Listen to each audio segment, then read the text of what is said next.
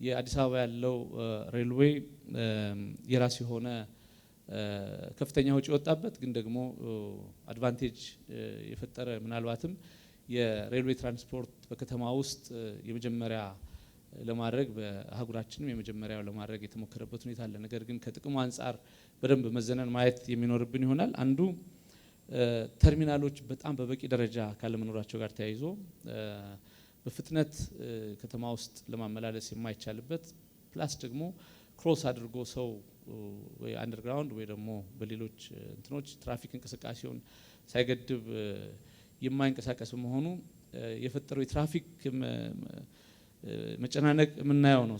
ይሄ ትኩረት ሊሻ የሚጋባ ነገር ነው። ከዛ ውጪ የከተማን ለሁለት ከፍሎ ፑር የሆነ የአርባን ኮኔክቲቪቲን እንደዚሁ የፈጠረ ነው።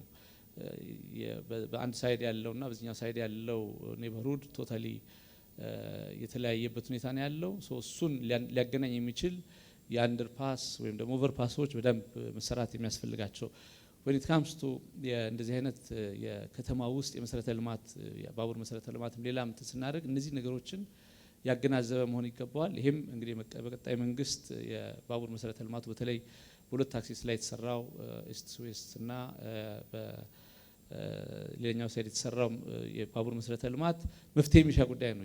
የወጣበትን ያህልም አገልግሎት እየሰጠ ነው የሚል የለንም። ከዛ በላይ ደግሞ ኪሳራውም ቀላል አይደለም።